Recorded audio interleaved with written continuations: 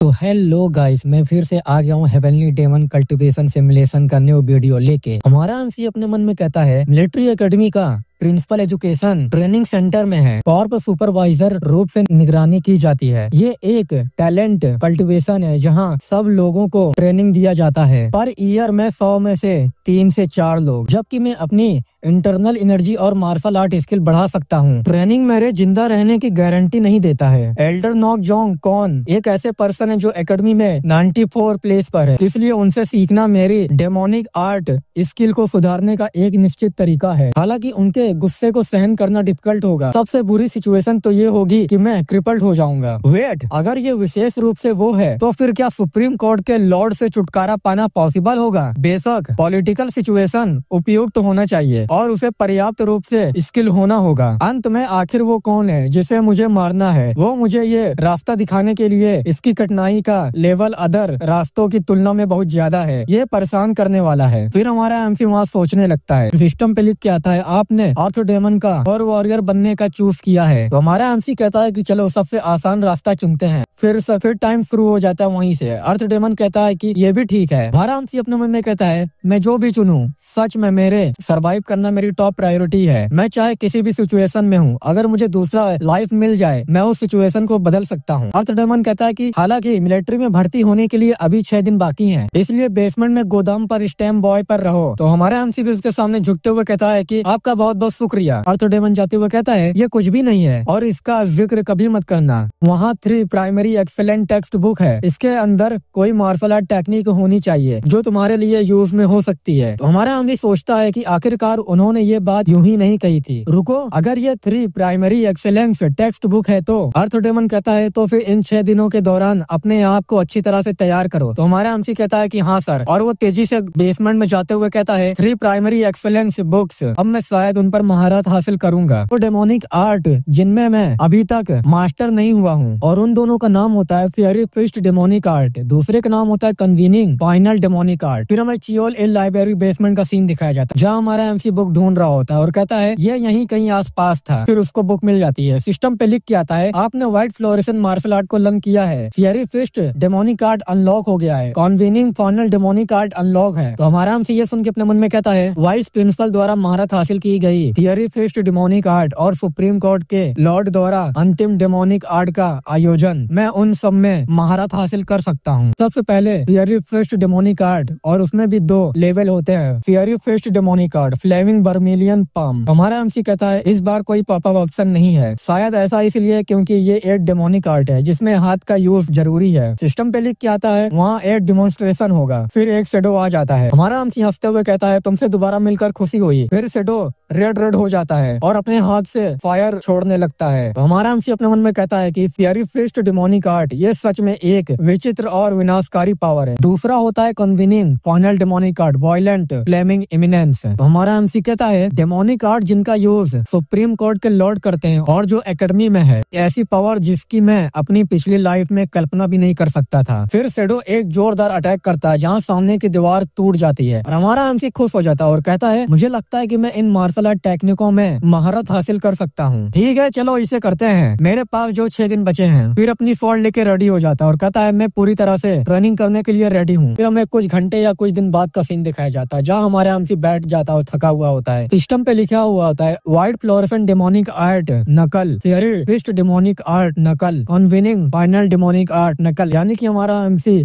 आधा से ज्यादा मास्टर कर लिया होता है और अपने मन में कहता है हालांकि मैंने उन तीनों को सीख लिया है, मैं छाया के समान पावर को प्रकट नहीं कर सकता। ऐसा पॉसिबल है इसलिए क्योंकि मुझ में इंटरनल एनर्जी की कमी है। एक बार जब मुझे पर्याप्त इंटरनल एनर्जी प्राप्त हो जाएगी मैं उनका यूज कर सकूंगा। चलो फिर से हम लोग कंटिन्यू करते हैं ट्रेनिंग को। फिर मिलिट्री एडमिशन डे का दिन आ जाता है और हमारा एमसी रेडी हो जाता है और कहता है मेरी ट्रेनिंग खत्म हो चुकी है। तभी एक बंदा पीछे से आ जाता है और वो कहता है क्या तुम सियोल ही हो? और वो बंदा कहता है मैं जियो वून खून हूँ। आर्थर डेमन ने मुझे आपको मिलिट्री तक ले जाने के लिए कहा है। तो हमारा एमसी कहता है कि हाँ आप कैसे हैं, तो वो कुछ पिल देता है और कहता है कि इसे ले लो। सिस्टम पे लिख के आता है आपने इंटरनल एनर्जी बढ़ाने वाली मेडिसिन इमॉर्टल पिल ऑब्टेन कर ली है। तो वो बंदा कहता है ये एक एलेक्सर है, सिर्फ एक गोली से इससे इंटरनल एनर्जी में 10 ईयर तक की इंटरनल एनर्जी इंक्रीज हो सकती है। हमारा एमसी अपने मन में कहता है ऐसा कहा जाता है कि एक गंजी 60 साल के अनुभव के बराबर सहन शक्ति दे सकती है, तो मेरी इंटरनल एनर्जी लगभग 3 साल के बराबर है, तो फिर 10 साल एक बड़ी रकम है। तो हमारा एमसी उससे कहता है मैं इस वैल्यूएबल चीज को कैसे एक्सेप्ट कर सकता हूँ। तो वो बंदा कहता है इसे रिफ्यूज मत करो, मिलिट्री में जिंदा रहने के लिए तुम्हें इसकी जरूरत होगी। तो हमारा एमसी इसको खा लेता है। सिस्टम पे लिख के आता है आपके स्टेट्स बहुत तेजी से बढ़ रहे हैं, हेल्थ 85 पॉइंट से बढ़ गए हैं, इंटरनल एनर्जी 2000 से बढ़ गए हैं। तो हमारा एमसी खुश होते हुए कहता है ये कैसी अजीब किस्मत है, मेरा हेल्थ तो ज्यादा नहीं सुधरा लेकिन मेरी इंटरनल एनर्जी में इंक्रीजमेंट हुई है, 2000 तक बढ़ गया है। सिस्टम पे लिख के आता है पैसिव स्किल आपने थॉट रीडिंग सीख लिया है। तो हमारा एमसी कहता है क्या? तो सिस्टम कहता है थॉट रीडिंग नकल न्यू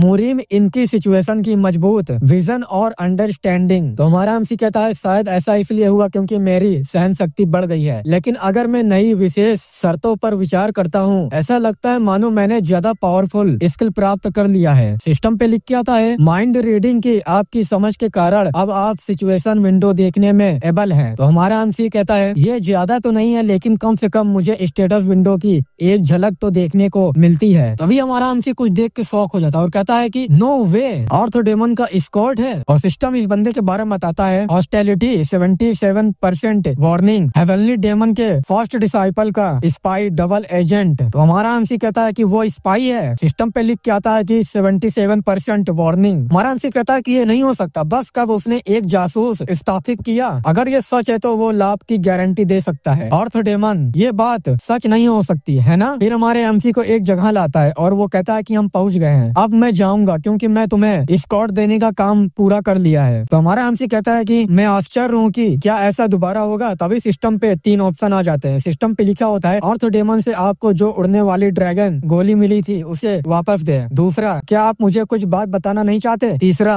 एक्सप्रेशन मुस्कुराहट। टाइम भी रुक जाता है और अपने मन में कहता है हमारे एमसी फ्लाइंग ड्रैगन पिल, क्या मुझे अभी भी उससे इमॉर्टल गोली नहीं मिली। एक्सप्रेशन ये कोई डायलॉग नहीं है बल्कि ये एक बिहेवियर प्रतीत होता है। फिर हमारा एमसी सोच रहा होता है और टाइम 2 सेकंड बचे होते हैं और सिस्टम पे लिख के आता है आपने सिलेक्ट किया है, क्या आप मुझे कुछ बताना नहीं चाहते हैं। सिनेरियो रिज्यूम होगा। तो वो बंदा ये सुन के कहता है कि क्या। हमारा एमसी कहता है क्या आप मुझे कुछ बताना नहीं चाहते हैं। तो वो बंदा कहता है कि तुम्हारा क्या मतलब है। तो हमारा एमसी कहता है बस यही है, मैं थोड़ा कंफ्यूज हूँ। तो वो बंदा बोलता है कि क्या। तो हमारा एमसी कहता है मिलिट्री वो जगह है जहाँ स्किल्ड और डिस्टिंग्विश लोग ट्रेनिंग के लिए आते हैं। आर्थर डेमन को पता होना चाहिए कि मैं कितना स्किल्ड हूँ और जब तुमने मुझे वो एलेक्सर दी ये साबित करना था कि मेरे लिए इस जगह पर जिंदा रहना कितना मुश्किल होगा। तो वो बंदा भी बोलता है कि तो हमारा एमसी कहता है क्या मेरा इस तरह जाना ठीक रहेगा, क्या मैं केवल अपनी इंटरनल एनर्जी बढ़ाकर जिंदा रह पाऊंगा। तो वो बंदा भी बोलता है कि हाँ। फिर बोलता है वेल ये सिर्फ इतना ही आसान नहीं होगा। फिर हमारे एमसी को एक स्वॉर्ड देता है और कहता है कि इसे ले लो। सिस्टम आ जाता है और सिस्टम पे लिखा होता है कि स्वॉर्ड वेपन स्वॉर्ड, हेल्थ में +2, internal energy +2, attack skill +5%, agility +5%, special effect user को अनयूजुअल रूप से अच्छा महसूस कराता है। तो हमारा एमसी भी उसको लेता है और उसको देखने लगता है। तो वो बंदा कहता है कि मिलिट्री एक प्लेस है जहाँ केवल कोर ब्रांच हेड द्वारा चुने गए लोग ही आ सकते हैं। तुम मिशन और एकेडमी की क्लासिफाइड बुक से स्किल प्राप्त करोगे। आर्थर डेमन ने तुमको ऐसा समझा है इसलिए तुमको उसे धन्यवाद देना नहीं भूलना चाहिए। फिर हमारा एमसी मिलिट्री के गेट के पास खड़ा होता है और अंदर जाते हुए कहता है वो एक अच्छा आदमी लगता है, क्या मुझे इसे दूर रख देना चाहिए। अगर मैं ऐसी किसी अच्छी चीज के साथ पकड़ा गया तो ये खतरनाक हो जाएगा क्योंकि वो इसे मुझसे छीन सकते हैं। फिर हमारा एमसी सिस्टम के टूल बॉक्स में रख देता है और टूल बॉक्स में 4 चीज पड़ी होती है, मेडिकल हब्स,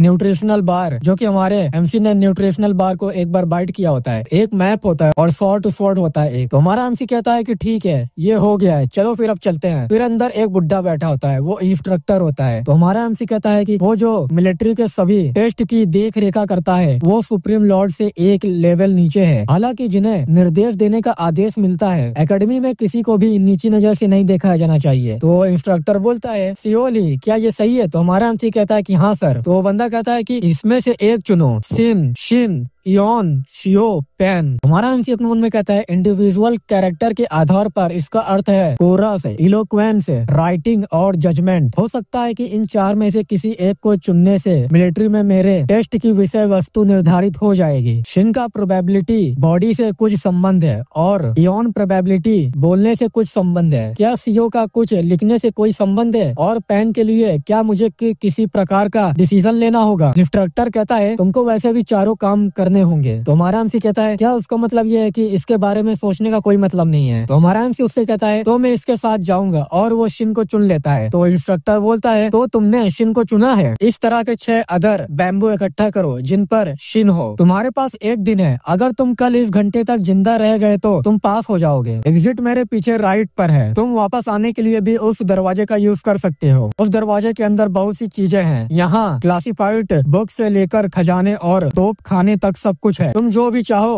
उसे पा सकोगे। फिर कहता है कि चलो तुरंत जाओ। फिर हमारा एमसी वहाँ जाने लगता है और हमारे एमसी को देख रहा होता है। और जाते हुए हमारा एमसी कहता है ऐसे और भी लोग होंगे जिन्हें वही सिचुएशन मिली जो मुझे मिली। मुझे उनमें 6 बांस अवश्य प्राप्त करने होंगे। दूसरे शब्दों में ये उनकी हत्या करने से अलग नहीं होगा। फिर हमारा एमसी एक जगह आ जाता है और कहता है इतनी ग्रैंड बिल्डिंग से जितनी देर मैं यहाँ घूमता हूँ मेरे लिए एडवांटेज वस्तु प्राप्त करने का संभावना उतना ही ज्यादा होगा। हालांकि इससे ये संभावना भी बढ़ जाती है कि मैं अपना प्लेस बता दूं। अगर मैं जो चाहता हूँ उसे पाना चाहता हूँ मुझे जितना संभव हो सके उतना आगे बढ़ना चाहिए। मुझे जिंदा रहना होगा और मुझे स्ट्रांग बनना होगा चाहे कुछ भी हो। किसी भी मामले में ये बहुत शांत है। क्या मैं बहुत जल्दी आ गया? मैं किसी भी उपस्थिति का पता नहीं लगा सकता। अभी तो मैं वहाँ जाऊंगा। फिर हमारा एमसी रेडी हो जाता है और कहता है कि जितनी जल्दी हो सके ताकि मैं पकड़ा ना जाऊं। और हमारा एमसी तेजी से भागने लगता है और एक दीवार के पास आ जाके रुक जाता है और कहता है ओ गॉड शुक्र है कि कोई नहीं है। तभी सिस्टम पे नोटिफिकेशन आता है वार्निंग एनिमी ने आपकी कमजोरी ढूंढ ली है। अब आप आगे कैसे बढ़ोगे? सिस्टम पे लिखा होता है कि उसको फेस करोगे, उसकी रक्षा करो, भाग जाओ। तो हमारा एमसी कहता है किसी को मेरी कमजोरी मिल गई? ये रास्ते मेरे लिए पहली बार है। मुझे क्या करना चाहिए? मेरे पास समय नहीं है। 2 सेकंड बचे होते हैं। तभी हमारा एमसी चुन लेता है और सिस्टम कहता है कि आपने भागने का रास्ता चुना है। सिनेरियो रिज्यूम होगा। तभी हमारा एमसी तेजी से वहाँ से गायब हो जाता है और ऊपर आ जाता है उड़ के और अपने मन में कहता है कि फिर से मेरी बॉडी अपने आप काम कर रही है। तभी हमारे एमसी के बैक पे अटैक हो जाता है और हमारा एमसी जमीन में आता है। उसके बॉडी से खून बहने लगता है। एक बंदा पीछे से आता है और कहता है ओ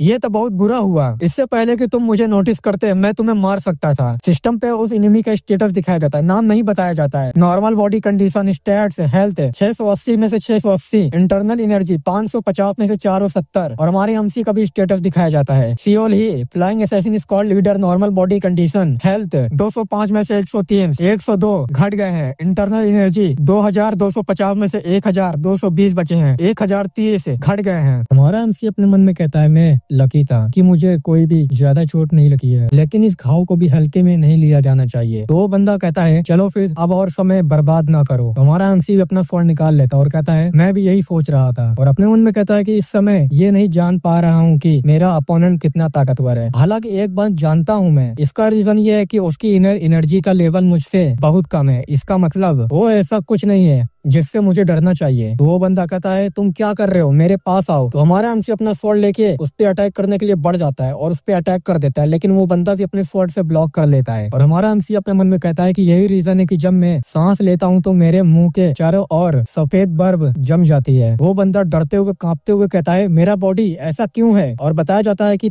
ठंड में अपोनेंट की गतिविधियों को स्लो कर देती है। तभी हमारा एमसी उस पे अटैक कर देता है, उसका सर वहीं काट डालता है और कहता है और मैं इस अपॉर्चुनिटी को नहीं गवाता। अगर मैं अभी भी उस लेवल पर हूँ जहाँ मैं केवल इसका इमिटेट ही कर सकता हूँ। मैं अभी भी अतुलनीय रूप से तेज और मजबूत हूँ। पास्ट में अपने आप से भी ज्यादा मेरे स्टेटस विंडो के अकॉर्डिंग मैंने अपने हेल्थ और इंटरनल एनर्जी का कुछ हिस्सा समाप्त कर दिया है। हालांकि ये बुरा नहीं है कि मैं अपनी स्टेटस देख पा रहा हूँ। इसी कारण से मैं मृत्यु की वास्तविकता को महसूस करता हूँ। मैं नहीं जानता कि ये अच्छी बात है या बुरी बात है, जैसे कि मैंने उम्मीद की थी। कॉप्स बैम्बू ले जा रहा था। तभी सिस्टम बताता है कि आपने एक गोल्डन पोशन को ऑब्टेन किया है। हमारा एमसी कहता है मेरी चोटों को ठीक करने के लिए एक स्पेशल पोशन, ये गॉड का गिफ्ट है। मेरा हेल्थ लगातार गिरता जा रहा है। गॉड का शुक्र है कि मेरा खून बंद हो गया है। अगर हालात ऐसे ही चलता है तो मैं सच में मर जाऊंगा। फिर हमारा एमसी एक जगह बैठ जाता है और दर्द से अपने मन में कह रहा होता है मैं गोल्डन पोशन का यूज करना चाहता हूँ, लेकिन ऐसे सिचुएशन में मुझे इसका यूज करते समय और भी ज्यादा सावधान रहना होगा। अगर मेरी मुलाकात मुझसे ज्यादा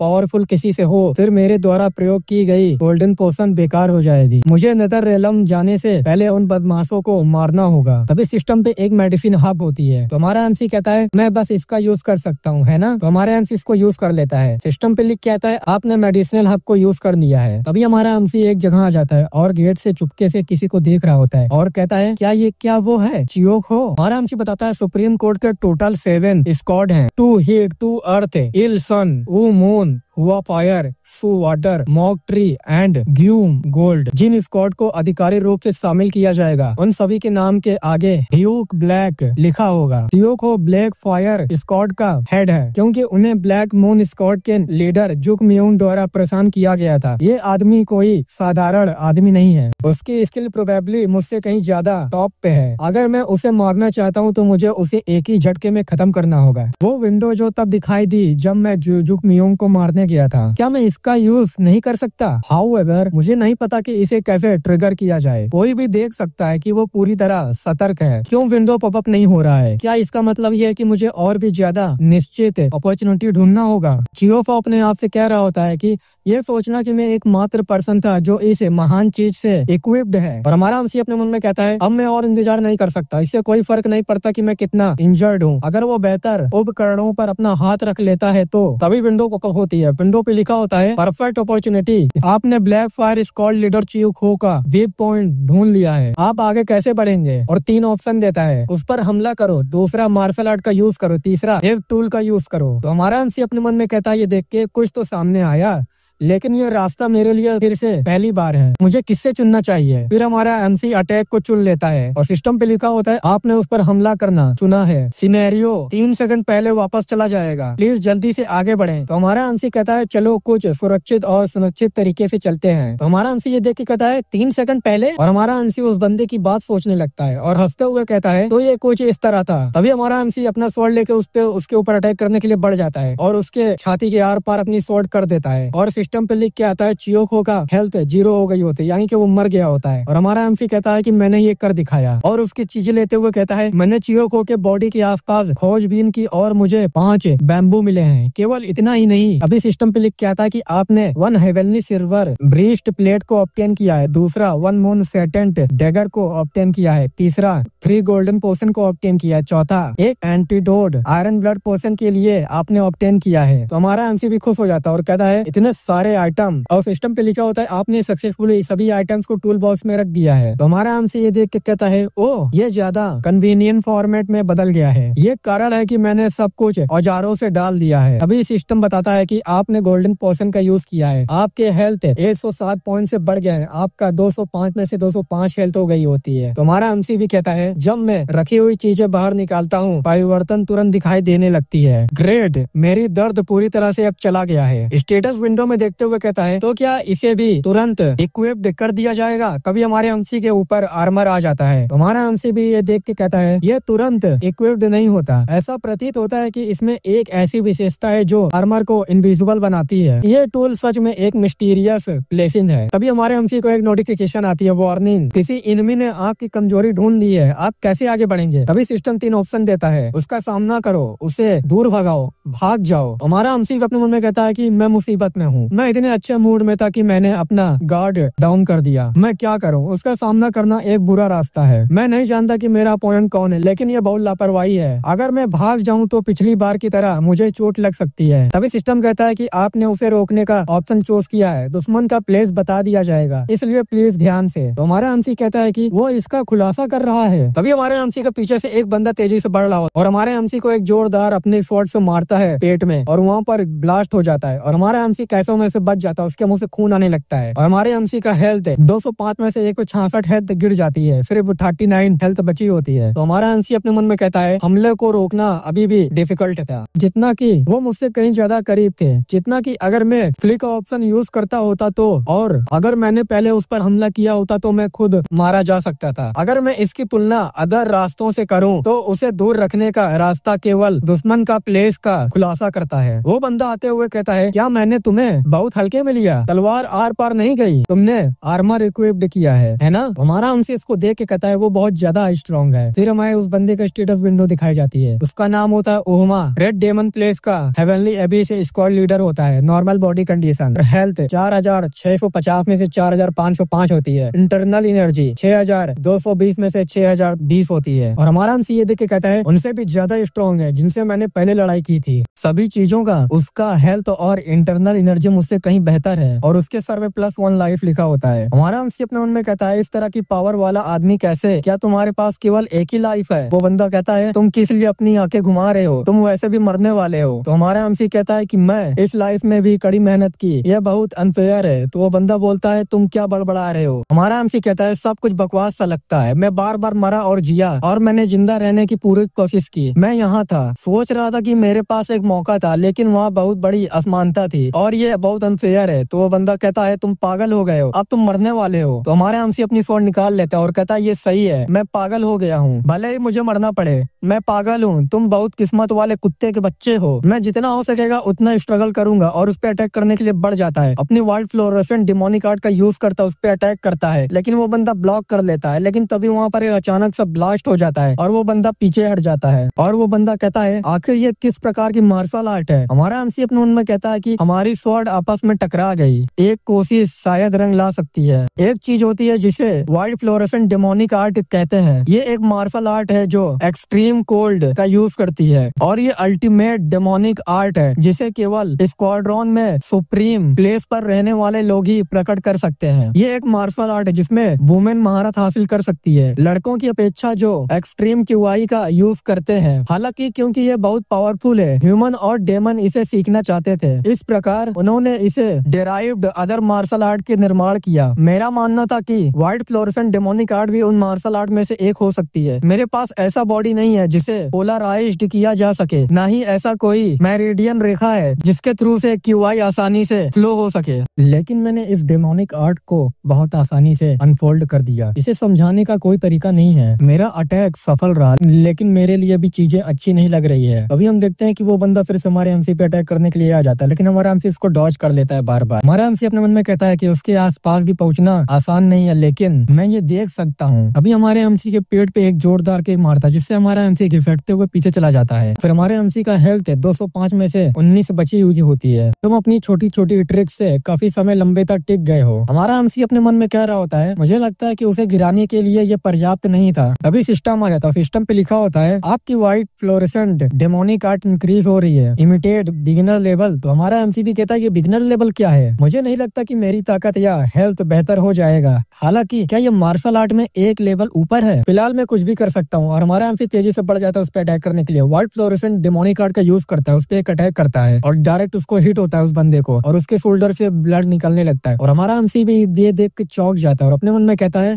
मैं काफी तेज हो गया, अगर ऐसा है तो। तभी वो बंदा कहता है तुमने ये क्या किया। तभी हम देखते हैं कि उस बंदे का स्वॉर्ड टूट जाता है। तभी सिस्टम पे लिख के आता है आपने हेवनली एबिस स्क्वाड लीडर होमा का वीक पॉइंट ढूंढ लिया, ये एक परफेक्ट अपॉर्चुनिटी है, आप आगे कैसे बढ़ेंगे। 3 ऑप्शन आ जाते हैं, attack, use martial art, item का यूज। तो हमारा एमसी भी कहता है ये पॉपअप हो गया, ये क्लियर नहीं है कि मैं उसे अटैक से मार सकता हूँ इस बार। तभी सिस्टम कहता है कि आपने मार्शल आर्ट का यूज करने का ऑप्शन चूज किया है, मार्शल आर्ट का यूज करें। White fluorescent demonic art unlocked, theory fist demonic art unlocked, convening final demonic art unlocked. हमारा एमसी ये देख के अपने मन में कहता है ये 3 टाइप की मार्शल आर्ट सामने आई, लेकिन मैं वाइट फ्लोरेसेंट डेमोनिक आर्ट या कन्वीनिंग फाइनल डेमोनिक आर्ट नहीं चुन सकता, ये प्रोबेबली मेरी इंटरनल एनर्जी के कारण है। तभी हमारे एमसी उसके चेस्ट पे अपना हाथ लगाता है। सिस्टम कहता है कि आपने फ्लेमिंग बर्मेलियन पाम का इस्तेमाल किया है और हम देखते हैं कि एक जोर दाग हमारे एमसी के हाथ से फ्लेम निकलती है और वो जल जाता है। सिस्टम पे लिख कहता है ओमा का हेल्थ 0 हो गई होती है, यानी कि वो बंदा मर गया होता है। हमारे एमसी का भी स्टेटस दिखाया जाता है, हमारे एमसी का हेल्थ 205 में से सिर्फ 9 बचे होते हैं, इंटरनल एनर्जी 2250 में से सिर्फ 28 बचे होते हैं। और हाँफते हुए हमारा एमसी कहता है मैंने उसे नोट डाउन कर दिया, मेरा हेल्थ और इंटरनल एनर्जी पूरी तरह से खत्म हो गई है। ये सच में बहुत करीब था, अगर ये वीक पॉइंट विंडो ना होती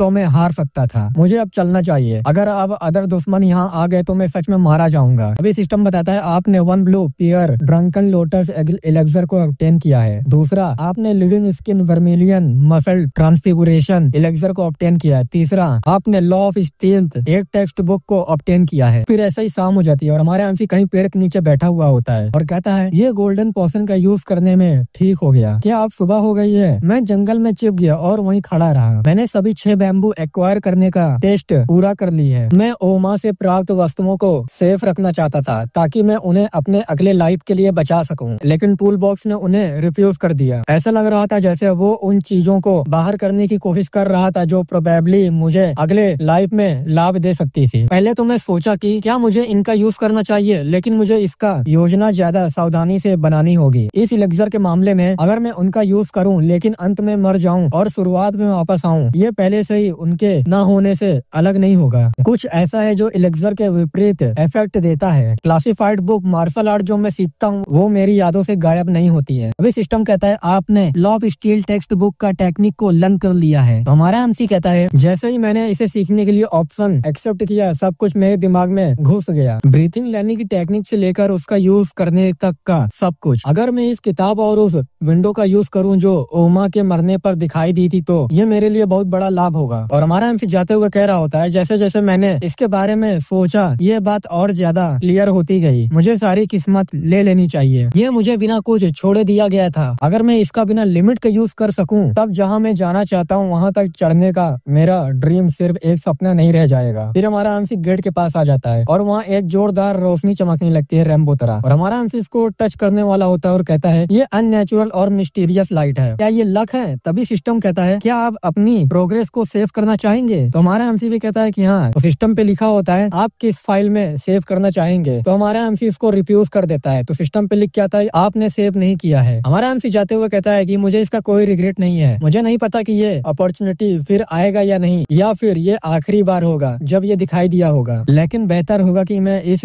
चॉइस को ना बचाऊं। यहाँ अभी भी बहुत सारे ट्रेजर हैं क्योंकि मैं यहाँ वापस आऊंगा मेरे अगले लाइफ में। फिर हमारा एमसी सारे बैम्बो को इंस्ट्रक्टर के पास ले आता है। तो हमारा एमसी कहता है क्या कुछ प्रॉब्लम है? तो वो बोलता है अगला चुनो। तो हमारा एमसी अपने मन में कहता है मुझे तो वैसे भी उन सबको चुनना ही है, इसलिए इस पर विचार करने की जरूरत नहीं है। तो हमारा एमसी एक चुन लेता है। इंस्ट्रक्टर कहता है तो तुमने इयोन इलोक्वेंस को चुना है, वहाँ पर जाओ। तो हमारा एमसी जाने लगता है वहाँ पर और जाते हुए अपने मन में कहता है कि लेकिन क्यों? क्या ऐसा है कि मैं दूसरों को नहीं देख सकता? अगर ये एकमात्र एंट्रेंस द्वार नहीं है, मैंने सोचा कि मैं कम से कम 1-2 लोगों से तो मिलूंगा ही। यहाँ पर तो कोई नहीं है। वेल, जब तक मैं इससे गुजरता रहूंगा मुझे परवाह नहीं है। और दरवाजा खोल के कहता है मुझे आश्चर्य है कि इस बार ये किस प्रकार का टेस्ट होगा। कोई कहता है वो कमीना। तभी हमें एक बंदे को दिखाई देता है जो टेबल पे बैठा होता है और हमारा एमसी देख कर डर जाता है और अपने मन में कहता है वो ऑरा ब्लड लस्ट का है, ये इतना स्ट्रॉन्ग है कि इससे मेरा पेट खराब हो जाता है। वो एक्सट्रीमली पावरफुल है। इसके अलावा ये क्या है? उसके सर पर +1 लिखा होता है और लाइफ में अननोन होता है। और वो बंदा कहता है क्या तुम देख रहे हो कमीने? तो हमारा एमसी कहता है, तो हमारा एमसी उससे कहता है मैं यहाँ मिलिट्री टेस्ट देने आया हूँ। तो वो बंदा बोलता है अगर तुम ऐसे ही बकवास एक बार और बोलोगे तो मैं तुम्हें मार डालूंगा। हमारा एमसी डरते हुए कहता है ओवरवेलमिंग ब्लड लस्ट, और कांपते हुए कहता है मुझे क्या करना चाहिए? क्या ये भी टेस्ट का हिस्सा है? अगर मैं टेस्ट भी नहीं दे पाया तो मुझे तुरंत डिस्क्वालीफाइड कर दिया जाएगा। मुझे कुछ करना होगा। कमरे में कुछ भी नहीं है। क्या ऐसी कोई चीज है जो मुझे टेस्ट के लिए संकेत दे सके? कागज का टुकड़ा। फिर हमारा एमसी वहाँ जाने लगता है और अपने मन में कहता है उसको देख के क्या उसे परवाह नहीं है कि मैं क्या करता हूँ? फिर हमारा एमसी उस कागज को उठा लेता हो। तभी सिस्टम आ जाता है। सिस्टम पे लिखा होता है क्वेश्चन नंबर 1, आप एक सीक्रेट मिशन पर है। आपको बिचौलियों को मारने का आदेश मिला है। जब आप जंगल में अंदर की ओर जा रहे होते हैं तो आपको एक निर्जन घर मिलता है। यहाँ आपको वो 3 आदमी मिलेंगे जिन्हें आप ढूंढ रहे थे। वो जाने के लिए तैयार हो रहे हैं। तीनों आदमी मार्शल आर्ट जानते हैं और आपसे ज्यादा पावरफुल हैं, या आपके जैसे हैं, या आपसे कमजोर साथी है। आपके आसपास का माहौल आपके लिए कोई मायने नहीं रखता। आप आगे कैसे बढ़ेंगे? फिर हमारा एमसी कहता है क्या ये टेस्ट है? फिर हमारे एमसी को 3 ऑप्शन दिया जाता है। पहला, अचानक हमला करने का कोशिश करे और दुश्मन को मार डाले। दूसरा, खुद को मोरिन इन का वेश धारण करे और उनसे बातचीत करे। तीसरा, जब तक कुछ ना हो जाए घर के पास इंतजार करे। तो हमारा एमसी कहता है इसमें तुम कुछ भी नहीं चुनते। रास्ता जोड़ने का क्या मतलब है? अचानक किया गया हमला लापरवाही भरा होता है और बातचीत खतरनाक होती है, इसलिए तभी सिस्टम कहता है आपने कुछ होने का घर के पास वेट करना चॉइस किया है। तो हमारा एमसी कहता है मैं तब तक इंतजार करूंगा जब तक कुछ ना हो जाए, सबसे सेफ तरीका ही सबसे अच्छा तरीका है। अभी हमारे एमसी को आवाज आती है, बकवास, मुझे यकीन है मैंने तुमसे कुछ कहा था। अभी हमारे एमसी पे अटैक कर देता है उसके सर पर, हमारे एमसी का गला ही काट देता है। फिर सिस्टम कहता है सेलेस्टियल ईयर 95 चैप्टर 2 आप उसी टाइम में वापस आ गए हैं। आर्थर डेमन कह रहा होता है इन 3 रास्तों में से एक चुनो।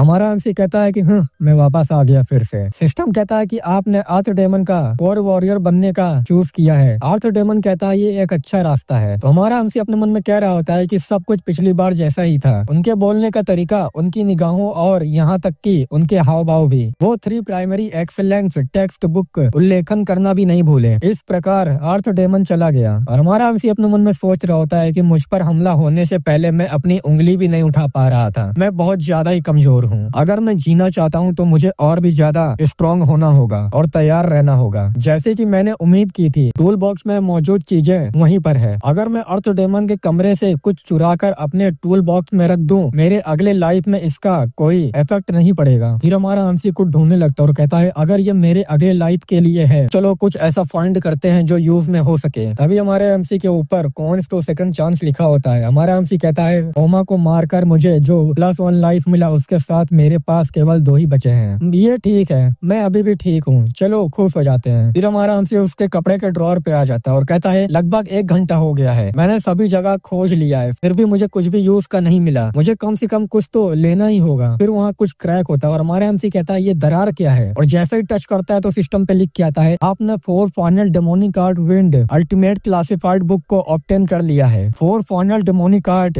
डिटेल्स मार्शल आर्ट का एक रूप जिसे हेवनली डेमन ने अपने डिसाइपल को दिया था। लगभग 200 साल के मार्शल आर्ट का संकलन जिसमें डेमोनिक आर्ट का सार शामिल है। 4 फाइनल डेमोनिक आर्ट 4 विशेषताओं से बनी है। Ground, water, fire, wind. Wind की विशेषता वाली डेमोनिक आर्ट आर्थर डेमन को दी गई थी। हमारा एमसी भी खुश हो जाता है, अपने मन में कहता है आर्थर डेमन को दी गई मार्शल आर्ट के सर्वोत्तम रूपों में से एक। और हमारा एमसी चियोन इन लाइब्रेरी बेसमेंट में भागते हुए जा रहा होता है और खुश हो जाता है। और सिस्टम पे लिखा होता है 4 final demonic art wind ultimate classified book. और हमारा एमसी कहता है ये कोई सपना नहीं है ना, मुझे हर जगह गूज बम हो रहे हैं, ये सच में 4 फाइनल डेमोनिक आर्ट है। मेरे स्टेट्स बहुत खराब है, मुझे इस बार जियो ऊन से लड़ने वाले ड्रैगन की एलेक्सर मांगनी चाहिए। मुझे लगता है कि अब मुझे समझ आ गया है क्योंकि मैं अपने पिछली लाइफ में कितना बेकार था और मर गया था। सेफ और सावधान रहने से मुझे सर्वोत्तम रिजल्ट नहीं मिलेंगे। और फेथ इस बात पर बहुत ज्यादा इफेक्ट डालता है कि मिलिट्री में किसके पास खजाना है। अगर मैं विशेष रूप से मास्टरों से लड़ने के लिए तैयार होना चाहता हूँ तो मुझे हर तरह से मजबूत बनना होगा। जैसे कि मैंने कहा, ये सही है कि मैं सभी का यूज कर दूं। एलेक्सर मेरे पास है। अभी सिस्टम पे लिख के आता है आपने living skin vermilion muscle transfiguration को यूज किया है। 1000 से आपकी हेल्थ बढ़ती है, इंटरनल एनर्जी 10 से बढ़ती है। आपने ब्लू पियर ड्रंकन लोटस को यूज किया है, हेल्थ में 200 पाउंड से हेल्थ बढ़ती है, इंटरनल एनर्जी 1040 से बढ़ती है। हमारा एमसी अपने मन में कहता है ये मेरे एक्सपेक्ट से कहीं ज्यादा है। मैं फील कर सकता हूँ न केवल मेरे स्टेट्स बदल गए हैं लेकिन मेरा बॉडी भी बदल गया है। मेरी मसल्स बड़ी हो गई है और मैं ग्रो हो गया हूँ। मुझे लगता है कि मैं भी लंबा हो गया हूँ। फाइनली लंबे समय से वो अल्टीमेट पावर जो मुझे एक उंगली के झटके से एक इमारत को गिराने की अनुमति देगी, चलो इसको भी यूज करते हैं। और हमारा एमसी इसको यूज करने लगता है और सिस्टम पे लिखा होता है लॉक्ड। यूज के लिए कम से कम 30,000 हेल्थ और 50,000 इंटरनल एनर्जी की जरूरत होती है। तो हमारा एमसी कहता है कि मुझे लगता है कि मैं अभी इसका यूज नहीं कर सकता। 30,000 हेल्थ और 50,000 एनर्जी, मुझे अभी भी लंबा सफर तय करना है। हालांकि अब मैं वो पर्सन हूँ, मुझे अपने फेथ का लाभ उठाना चाहिए, मुझे ये हासिल करने में सक्सेसफुल होना चाहिए, है ना। अगर मैं ऐसा करना चाहूँ तो ये आदमी एक ग्रेट सोल्ड एनर्जी को, मेरी इंटरनल एनर्जी को कम नहीं करती। सबसे अच्छा स्किल जो फेथ ने दिलाया है, मुझे इस स्किल के सीक्रेट को बाहर निकालना होगा। मिलिट्री में इंटर करने का दिन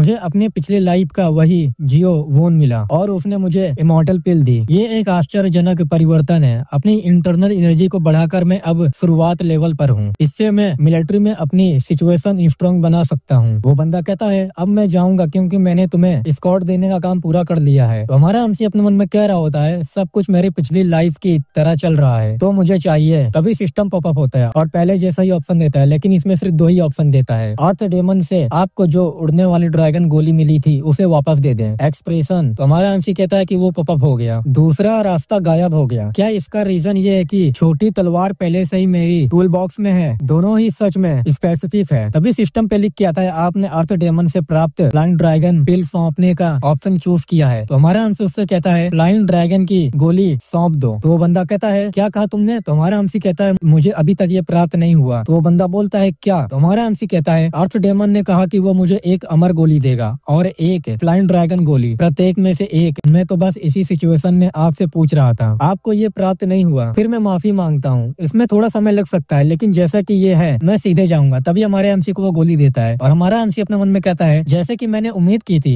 वो उसके पास था। हमारा आंसी उससे ले लेता है और कहता है तो तुमने ये कर दिखाया, तुम्हारा बहुत बहुत शुक्रिया। तो वो कहता है कि तुम, तभी हमारे आंसी के पेट में एक जोरदार पंच मारता है और हमारे आंसी को कहता है तुम्हारे जैसे आदमी तो वैसे भी यही मर जाना चाहिए, लेकिन अगर तुम जिंदा हो तुम मेरे हाथों से मर जाओगे। और हमारे आंसी के मुंह पे थूक देता है और जाते हुए हंसने लगता है, लेकिन हमारा आंसी उस पिल को खा जाता है। अगर मैं सक्सेसफुल जिंदा रहा तो मैं डेफिनेटली तुम्हें अपने हाथों से मारूंगा। फिर हमारा एमसी इंस्ट्रक्टर के पास आ जाता है। इंस्ट्रक्टर कहता है चलो इसमें से एक चूज करो। फिर हमारा एमसी सिन को चूज कर लेता है। इंस्ट्रक्टर कहता है इस तरह के अदर 6 बैम्बू को इकट्ठा करो, तुम्हारे पास एक दिन है, अगर तुम कल इस घंटे तक टिके तो तुम पास हो जाओगे। तुम्हारा एमसी कहता है मैं एक बात के बारे में क्यूरियस हूँ, क्या आप अकेले ये टेस्ट नहीं दे रहे हैं? बैम्बू की संख्या के आधार पर ऐसी प्रतीत होता है कि वहाँ अदर लोग भी होंगे, लेकिन यहाँ कोई क्यों नहीं है? हमारा एमसी फिर अपने मन में कहता है मैंने कुछ गलत किया? मेरे ठीक सामने इंस्ट्रक्टर है, नॉर्मली कोई भी उससे बात करने की हिम्मत नहीं करता, मुझे अब बस जाना चाहिए। लेकिन तभी इंस्ट्रक्टर कहता है कि आंखें, पर्सन की आंखें ऊंची होती जाती है। हमारा एमसी अपने मन में कहता है मिलिट्री में निश्चित रूप से अदर लोग भी हैं, हाउएवर ये है कि मैं उन्हें नहीं देख सकता। इसका अर्थ है कि वे या तो अलग समय पर आए थे या किसी अलग एरिया में थे। तो फिर जो लोग पहले से ही यहाँ है वे लड़ रहे हैं और स्ट्रॉन्ग बनने की कोशिश कर रहे हैं। आंखें ऊंची है, क्या ये सच है? इसका मतलब ये है कि बाद में यहाँ आने वाले लोग भी और ज्यादा पावरफुल हैं। इससे कुछ भी नहीं बदलता। अगर मुझे उनसे लड़ना ही है तो मुझे और भी तेजी से आगे बढ़ना होगा और ज्यादा चीजें प्राप्त करते लाभ प्राप्त करूं। मैं वापस आ गया हूँ, जल्दी ये खूनी संघर्ष बन जाएगा। लेकिन इस बार चीजें अलग हैं। मेरे पिछले लाइफ में उस इमारत के पास मुझ पर अचानक हमला हुआ था, इस बार मैं यही अचानक हमला करूंगा। वो कहाँ है? मैं चाहे कितनी बार भी इमारत के चक्कर लगा लूं मैं उसे नहीं ढूंढ पाता। जितना ज्यादा मैं इंतजार करूंगा मुझ पर हमला होने की संभावना उतना ही ज्यादा होगा। कितनी शर्मनाक बात है। ठीक है, अपना ध्यान कम रखते हैं, बाहर आ जाओ। तभी सिस्टम पे नोटिफिकेशन आता है, वार्निंग, किसी एनिमी ने आपकी कमजोरी ढूंढ ली है,